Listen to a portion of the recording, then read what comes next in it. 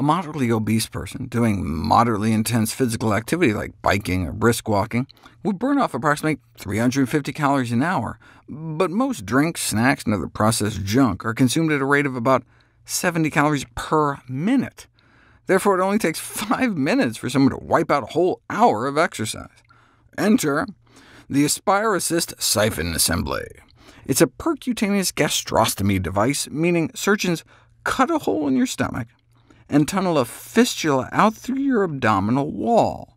So after each meal, you can attach a suctioning gadget to the hole and directly drain out your stomach contents. You could gorge on donuts, spew them out through the hole in your stomach, and then gorge again on even more donuts. Have your cake and eat it too, and 3 and 4 times. It's like bulimia without the aftertaste.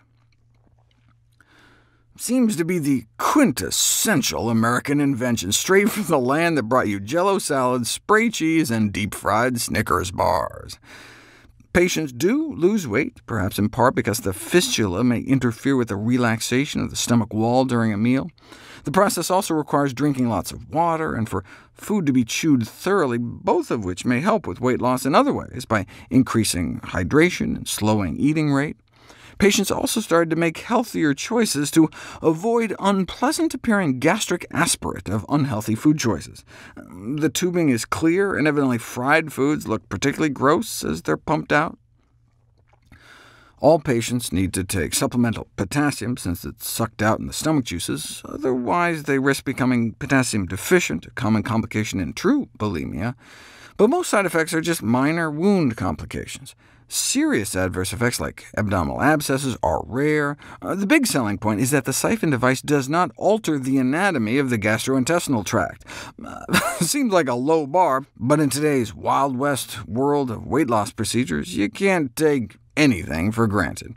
Case in point, the duodenal jejunal bypass liner. Gastric bypass surgery works in part by cutting out part of the small intestine from the flow of food to help prevent the absorption of calories. Instead of major surgery, how about just dropping down a couple feet of plastic tubing to line the intestinal walls?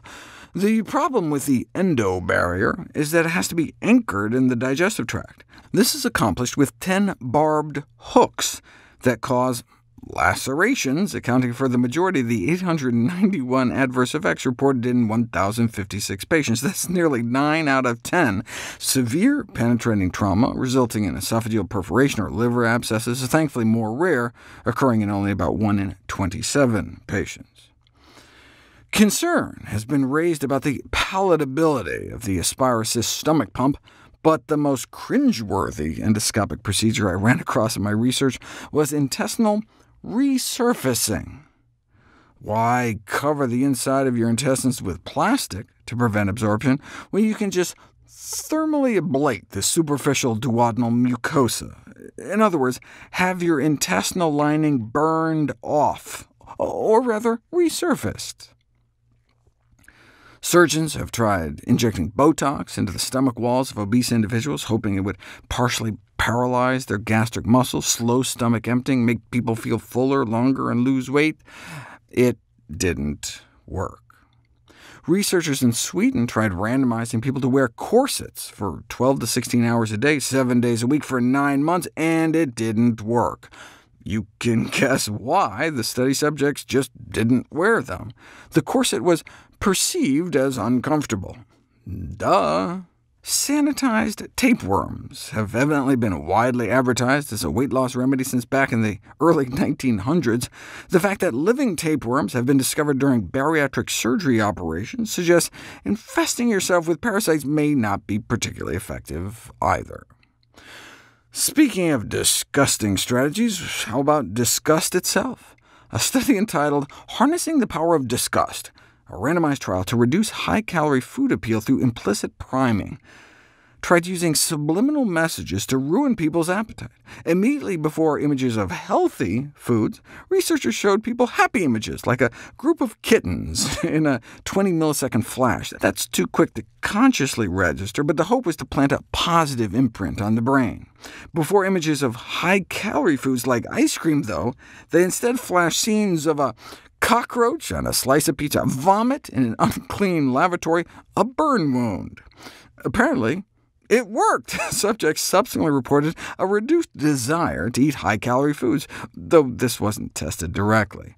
The researchers conclude subliminal revulsion may be a successful tactic to combat the onslaught of food cues that promote unhealthy eating.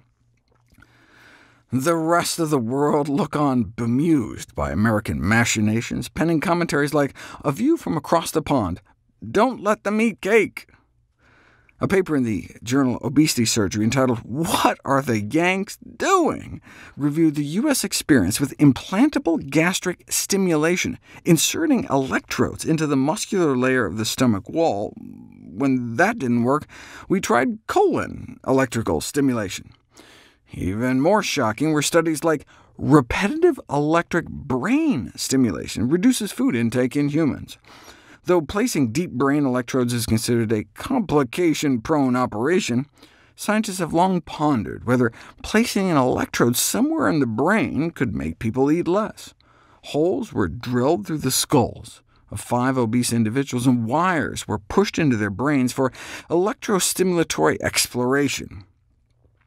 Once they poked around and found spots where they were able to elicit convincing hunger responses, they sent enough juice in to fry out electrocoagulatory lesions. It seemed to work in cats and monkeys, but the researchers found that burning holes in people's brains did not produce weight loss in obese humans. Thankfully, as I aim to explain in my book How Not to Diet, healthy, sustainable weight loss isn't brain surgery.